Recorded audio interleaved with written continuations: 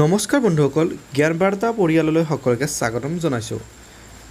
আজি আমি দৰং জিলাৰ বিষয়ে আলোচনা কৰিম। অলৰেডি যেনেকৈ আমি নলবাৰী জিলা আৰু গোৱালপাৰা জিলাৰ বিষয়ে আলোচনা কৰিছোঁ, আমাৰ যিটো ডিষ্ট্ৰিক্টৰ এটা চিৰিজ বনাইছোঁ।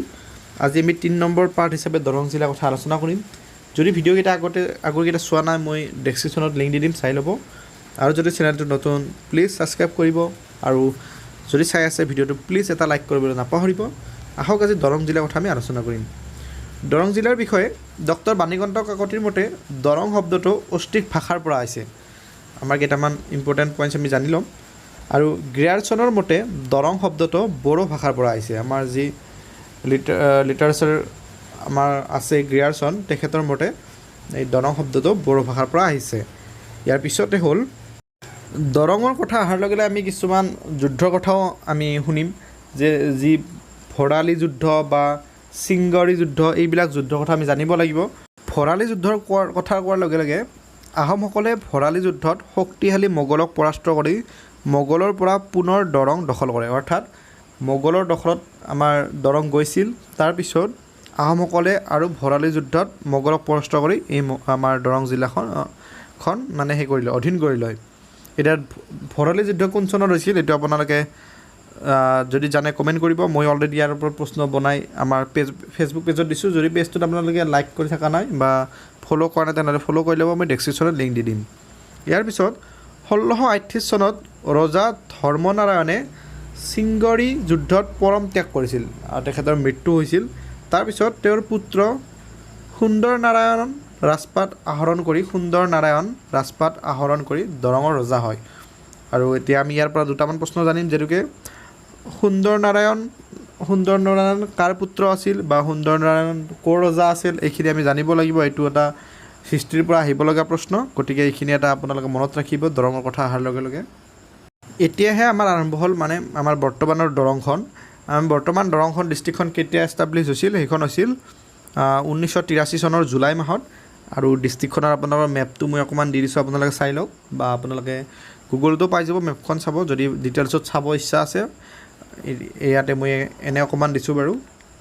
তাৰপিছত আমি এইখিনি আমাৰ লোকেশ্যনখিনি চাই লওক। আমাৰ লোকেশ্যন হ'ল আমাৰ মিডিল পাৰ্টত আছে আমাৰ অসমৰ, আৰু ইয়াৰ পিছত লংগিটিউড আৰু লেফটিটিউডৰ কথা আছে ইয়াত, আপোনালোকে চাই লওক। লগতে পপুলেশ্যন কিমান আছিল, এইটো হ'ল 9,08,090। এইটো আমাৰ 2011 চনৰ লোকপিয়ল মতে। এৰিয়া হ'ল আমাৰ 1850.58 স্কুৱেৰ কিলোমিটাৰ। আৰু লিটাৰেচি ৰেট হ'ল 64.55।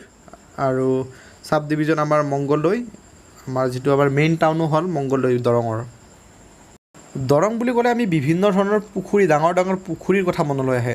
আমাৰ বিভিন্ন ধৰণৰ আমাৰ আগৰ যিবিলাক ৰজা আছিল, সকলো ৰজাই, প্ৰায় মেক্সিমাম ৰজাই দৰঙত বিভিন্ন ডাঙৰ ডাঙৰ পুখুৰী খান্দি গৈছে।